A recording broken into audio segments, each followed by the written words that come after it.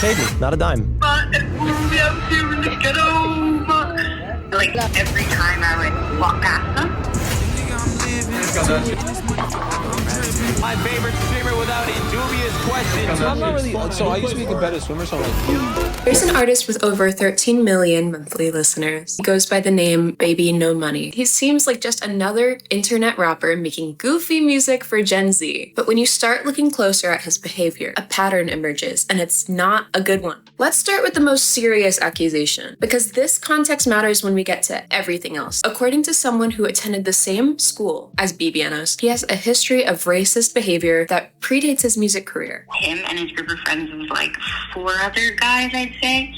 And him would walk past me and my friends sometimes and say, "Yo, what up? What up? We out here in the ghetto, we out here in the ghetto, Like every time I would walk past them, it would mostly be him, like saying those like sayings, and then his like friends snickering. That was just like a regular thing that like just started to happen. Almost. A lot of people think that BBNOs, and sorry, I just can't bring myself to say baby no money. A lot of people say that Alex, BBNOs, was homeschooled his entire school career, which is not true. He is documented by saying that he has entered public school at 14 years old. And that's where this problematic behavior comes up. So he attended a wealthy school in Vancouver. When he entered this school, multiple students recall him bullying or targeting a younger Black girl in the hallways. According to these accounts, he would yell racial slurs at her and make comments about being in the ghetto when she passed by. And I actually had the honor with speaking with her. Her name is Janessa, and she told me a little bit about her experiences. So I'm going to be interviewing someone who has gone to the same school as BBNO's, Alex, and has posted about her experience with him and her interactions with him. I'm waiting. Hi, I'm Janessa. I'm a filmmaker based in Vancouver, BC, born and raised here as well. How are you feeling about sharing your story publicly? How's that been? Truly, the only reason why I even talked about this was because it's something that happened. Like, it's literally as simple as that. I know that a lot of comments are like, why now? But if you see somebody who did this thing to you on your TV randomly one day, you're like, what?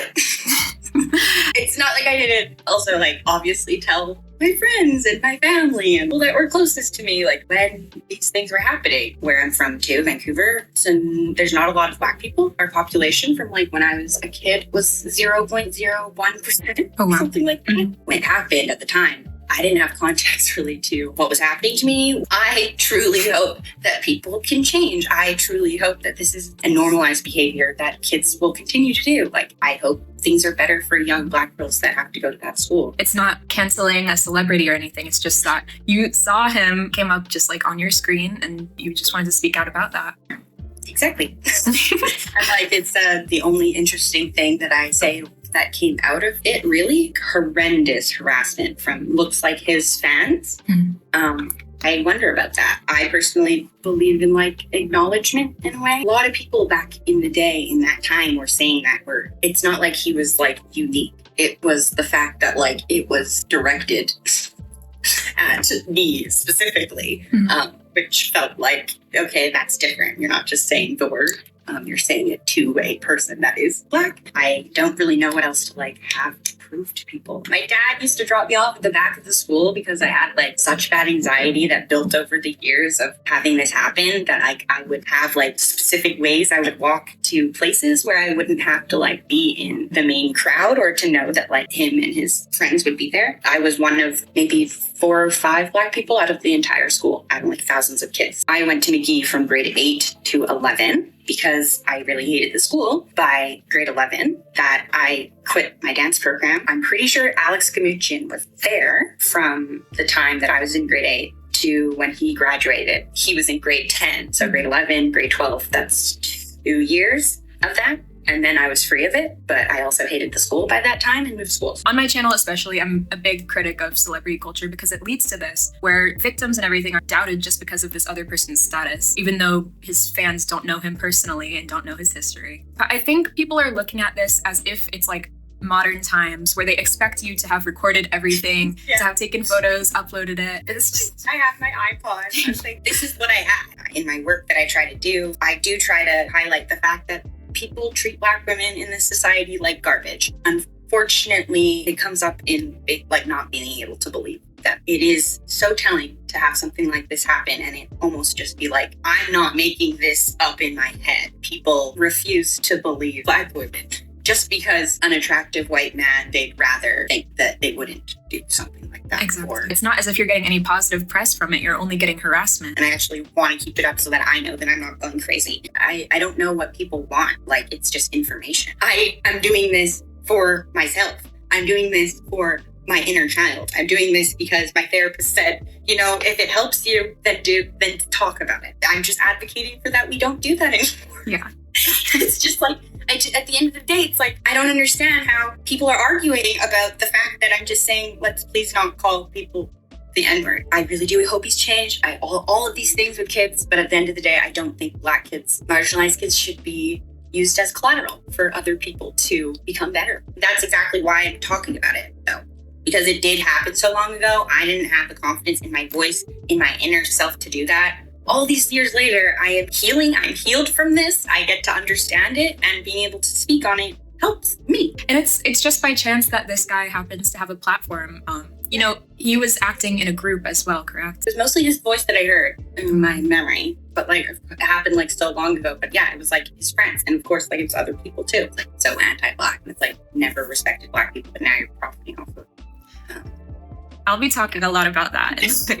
Trust. I will have the full interview linked down below for people who might be interested. So she says herself, this is not meant to be canceling BBNO money for something that he did in high school, but it is something that he did. And the fact that he hasn't addressed this, he's almost swept it under the rug, is problematic to say the least. You can say that it was just in high school, but being racist, targeting an individual person with it, it's not just saying the N-word with your boys, it's throwing a slur at a young girl who had nothing to do with you. It's just really heartbreaking, and I don't condone any harassment to Nessa. If you don't believe her for whatever reason, just listen to the rest of what I have to say. Don't harass her, because this is just something that she went through, and the guy happens to be famous. It could have been anyone. It just happens to be this guy. So these accusations are corroborated by a leaked song from 2019, which was posted privately onto Baby No Money's SoundCloud account. This track circulated after being leaked by someone who has leaked Baby No Money's music before. We've proven that this is his actual music and they have access to this. This track has the N-word about 6 times in it. We don't know for certain the details of it, if it is actually sung by Baby No Money or if it's someone else's vocals on the track, but it sounds just like him. The vocal style and music sounds exactly like his music that he was putting out at the time, and it is linked back to his SoundCloud account. About to go for the little she said that she needed a ticket. I don't wanna smoke myself with a skunk. I don't wanna push myself out of love. Yeah, nigga, I'm living. I'm getting this money forever. I'm dripping. I got your bitch singing la la la la la la. From rags to riches, you niggas be stunting, you niggas be bitches. I wonder how I go up like that. Got that Gucci on my body, now she tryna pipe me. Diamond shining like a nigga from Rome's. I'm up in the chrome. Niggas spazzing, we can shoot at your dome. This was achieved in shady means, but music leaks are so prominent in the music industry. This song was uploaded and stayed uploaded onto this account for 3 years total from the information that the leaker hacker got from his SoundCloud account. If this is for real, given the school accusations, it's a pattern here that can't be dismissed as a one-time mistake or a hacker. And given recently, his 2026 song Brazil has come under fire for perpetuating racist stereotypes about Brazilian women, complete with sexualized, stereotypical depictions and ad-libs. And the marketing campaign for the song doubled down on this imagery. Baby, no money. We finna slide through like cha-cha-cha-cha. No foo-foo lane shit like rat-ta-ta-ta. I chop the top off like cha-cha-cha-cha. She wanna show me her ta-ta-ta-tas. To give some context, Brazil has a massive problem with sex tourism. It's where foreign men travel there to exploit women based on racist stereotypes and associations that they have with them. Overall, racist fetishization. And this song literally describes participating in this exploitative industry with no awareness or critique of the harm that it causes. And he's also posted multiple times wearing shirts and with captions saying, "I love Latinas," no other context. And this isn't an appreciation of the culture. It's fetishization presented as a personality trait. It's so common for non-person of color, white guys, to be posting like this. It's just furthering that weird fetishization that so many people have towards Latino women. It's so creepy. So many of his songs depict women in such just sexualized ways, objectifying ways. It gets me upset. But the way that he can put out a song like this in big 2026, it's just so tacky and out of touch. So switching gears, before we get into his business practices and associations, we need to talk about what he's actually making. BBNO has described his own music as oxymoronic rap that is ignorant and melodic, and he's right, it is ignorant, but not in a fun, self-aware way. It's in a way that strips rap of its cultural roots and artistic merit while keeping the worst parts of it. His approach to music isn't as an art form, it's as a product. He's openly stated that he makes music designed to go viral on TikTok, reverse engineering and what performs well algorithmically, rather than creating something with substance, and it shows. His songs are incredibly repetitive, with the same BPM patterns, similar melodies, and recycled lyrics. He says his own name over 300 times, yes, I counted, across his discography, and the word bitch appears over that amount 700 times. Probably all of his songs, except 2 or 3, are about sex, women's bodies, or shallow references to current trends.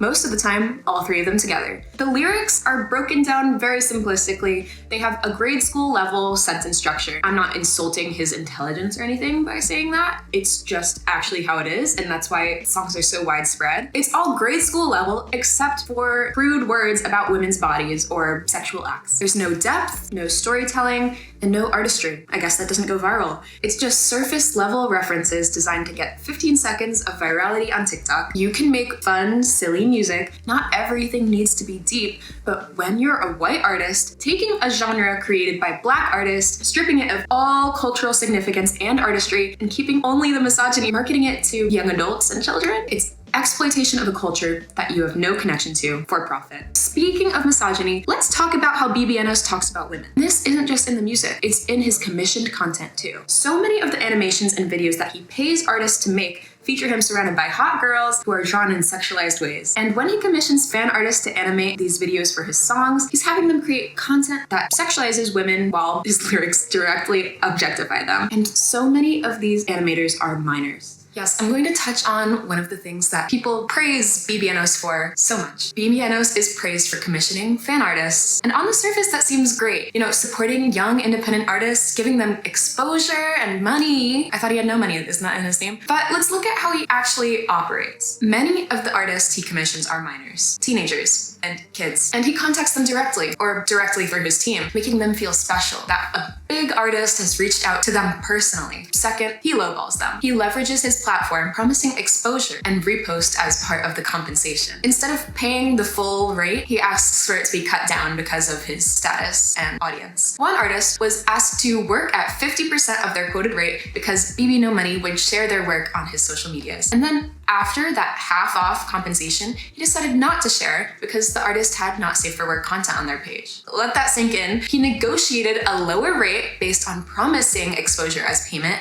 and then did not provide that, meaning that the artist got half their rate, none of the promised compensation beyond that. Meanwhile, his work and music is full of not safe for work references and comments. If you don't do research on who you're commissioning before doing so, that's on you. And he approved the video and everything, which does skew a little not safe for work. It's just very hypocritical. Third, he is commissioning a lot of minors to create content for songs with explicitly sexual lyrics. He's having kids animate to lyrics about sex, women's bodies, and graphic content. Sometimes the clips of his music that he once commissioned aren't the sexual parts, but you need to consider the entire context of the song and all of the lyrics. It's quite bad. Even if the visuals themselves aren't sexual, the content is, and he knows his audience is young. One incident that I stumbled upon was that he commissioned a young artist, a minor, who was in the hospital at the time. Not sure exactly what was going on, that's their own medical issues, but he had them working on a deadline for lowball rates. And if this was genuinely about supporting that artist, he could have told them to take their time and heal, or just donated the money to them. Instead, he had them working while hospitalized.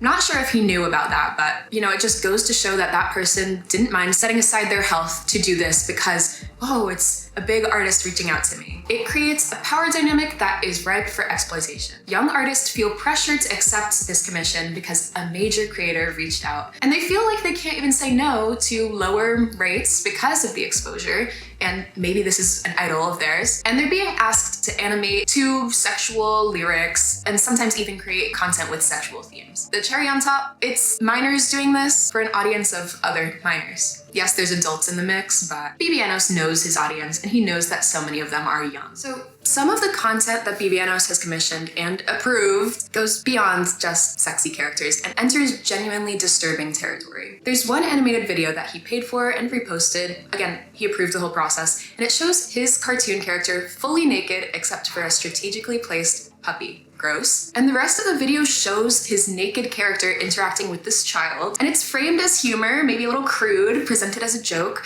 but the content is approved, paid for, and shared with his audience of largely minors. The joke is that a grown man's dick is disguised as a puppy and being shown to a child. It's very easy to pass the blame onto the artist in this scenario because they're definitely weird for drawing that and storyboarding that out as well. But it was commissioned by Alex and it was approved. Usually when you get a commission, you get like sketches and the concept described back to you, and the artist just reaches out a bunch to make sure that you're okay with what you're getting. And it passed all of those with flying colors. Many of his commissioned videos feature characters from popular media with young audiences, like Hatsune Miku, presented in sexualized ways, which isn't new.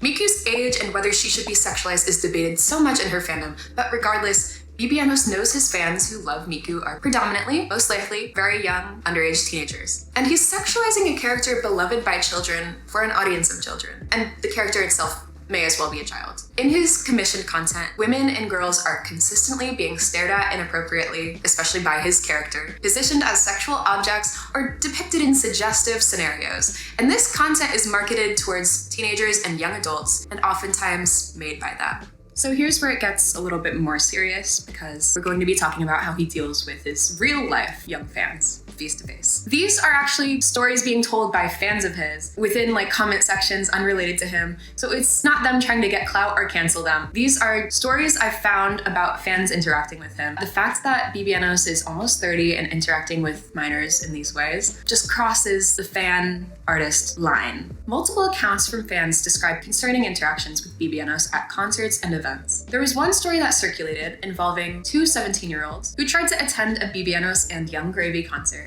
but were turned away because they were underage. But according to their account, BBNOs and Young Gravy then hung out with these minors outside of the venue, alongside a group of other people who may have also included underage individuals. During this hangout, the teens were allegedly given alcohol repeatedly by the artist. They're underage, and at the time, BBNOs and Young Gravy were like 24. So hanging out with underage fans like this is concerning in itself, but giving them alcohol just crosses a whole other line. There have also been accusations of him sleeping with fans who attend his concerts. And this wasn't even made in a accusational way. It was just someone recounting their experience. And while we can't verify every claim, this creates a problematic power dynamic, to say the least. Can't verify it for certain, but there was so many people coming forward about interacting with him in weird ways, including while they were minors. So I'm putting the information out there. You can choose to believe it if you want. An artist sleeping with fans who paid to see them, look up to them, and are in their space because of that parasocial connection, it's ethically questionable, even when everyone is an adult. And also, if he's doing this repeatedly, how does he verify that for certain? And how do we ensure that everyone is not intoxicated? This pattern of boundary issues continues with how he interacts with young fans online. As a 30-year-old man, he is directly messaging teenagers and young adults, talking to minors in DMs, and engaging with young fans in ways that lack professional boundaries. So none of this is illegal on its own, but the pattern of blurred boundaries between a 30-year-old man, an artist, and his teenage fan base, combined with everything else that we've discussed, it raises serious concerns, and it could easily snowball into something much, much worse. So Alex has developed a very specific brand that seems designed to appeal to Gen Z, particularly those in niche online communities. I've been going on and on about his audience being young adults and teenagers, minors. It's not just me saying that his music reaches younger people on average, it's that he's actively positioning himself and branding himself as someone with similar interests to these younger people, and thus he attracts that as a fan base. It feels performative and calculated rather than genuine. He cosplays constantly, which is fine in itself. He may very well actually like it, but his choices are very telling. He gravitates towards fandoms with predominantly young audiences, such as The Amazing Digital Circus, Hazbin Hotel,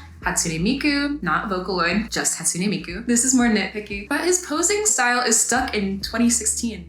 With that awkward blank-faced aesthetic that was popular among teenage boys back then. His fashion sense leans towards an outdated e-boy style, and it's almost like he's frozen in time or at a teenage mentality. Or is he deliberately trying to appeal to that demographic? He's also jumped on the anti-AI bandwagon hard, posting about it constantly, how he stands against generative AI and AI art, positioning himself as a defender of artists who will commission them all and never stop. And this is a popular stance with Gen Z, especially in creative communities, so it makes sense that he's trying to look like he really, really cares about this when he likely does not. He has posted AI-edited images of himself multiple times. Maybe he's not aware because these were fan-made, but I mean, people have been calling it out. And he's also liked videos made entirely with generative AI technology that he claims to hate. And that specifically, you can't pretend like you didn't know it was AI. It's just another way to grift to an audience that cares about this issue. His whole thing is grifting. Using issues and stances that an audience cares about for the sake of making money. So not only with these fandoms and anti-AI stances, he also performs cross-dressing and then drag occasionally, which some might see as progressive, but it feels like straight men wearing ugly dresses to get applause for being brave, while actual queer artists don't get the same recognition. He also posts a lot about,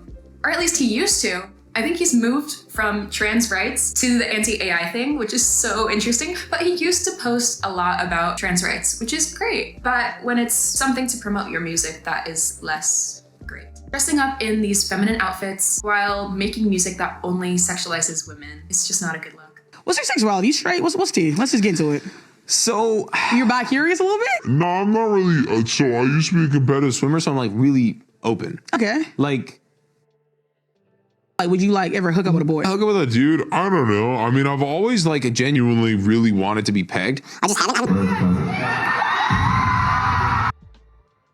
Yeah, I don't know. I've definitely been I'll Kiss my bros. I don't know if would I suck a dick?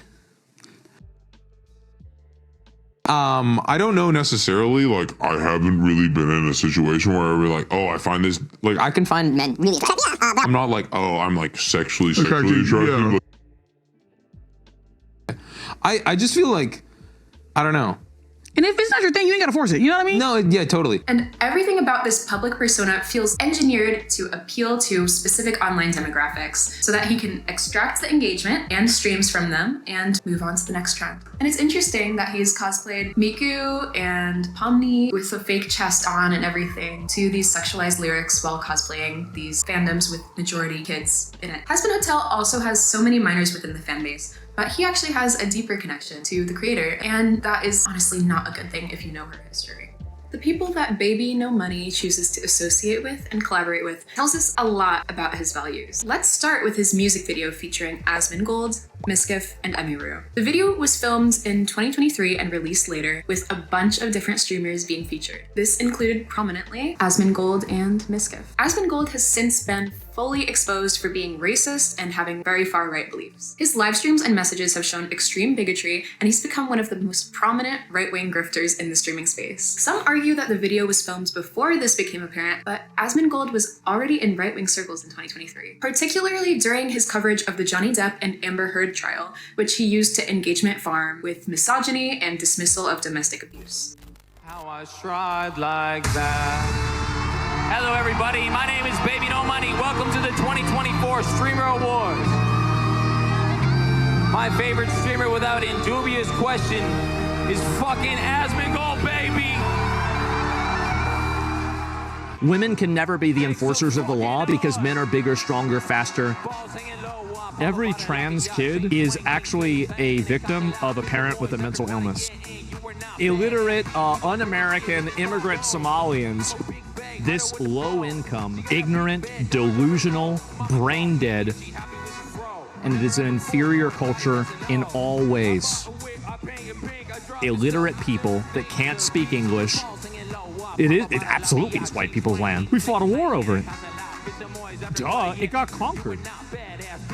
Third world importation that have no fucking skills, live off the government, and are effectively parasites on the United States of America is a class war. All the comments saying you're a Nazi? Guys, this is just like Adolf Hitler.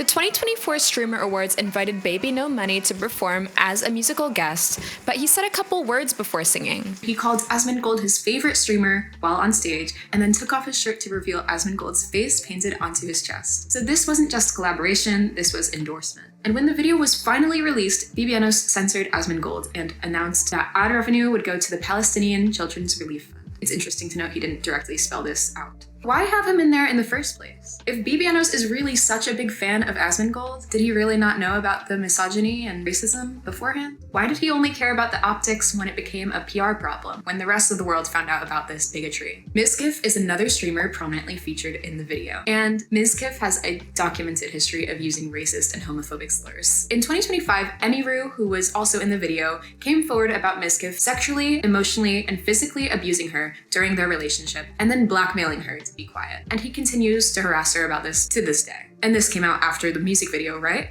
But Mizkif's problematic behavior was long known before they filmed. Yet, BBNO did not censor him or remove him from the video in the way that he did with Asmongold. He only seems to care about distancing himself when the allegations are within the public eye and risk his image. BBNO also performed that Streamer Awards with Dan Clancy, the CEO of Twitch, who is a known creep. Clancy constantly uses his power to be around young female streamers, and his Twitch follows are predominantly young women who do not safe for work adjacent content. Even more recent. In January 2026, VivziePop posted photos of her, BBNO, and Brandon Rogers hanging out casually. And for those unfamiliar, VivziePop is the creator of Has Been Hotel and similar series. Since her recent mainstream success, a lot of her history has been scrubbed or buried from the internet, but it is extensive and disturbing. So to give a quick rundown on why VivziePop is not the best person, to say the least, she's created art depicting bestiality, she's made Nazi fan art and followed Nazi accounts, she's drawn fan art of modern far-right creators, and she constantly fetishizes gay men and abusive relationships. In her series, she has very poorly written gay men and minorities, and her designs themselves often whitewash these minorities or rely fully on harmful stereotypes. She's had a public playlist on YouTube of her favorite sexual assault videos featuring real people. She's written rapist characters with not knowing consent just as a quirky character trait, and created a pedophile character who was written so poorly that she captioned art of her character interacting with another one, a child, with "she would love him in her sick pedo way, XD." Brandon Rogers, who works for VivziePop as a voice actor,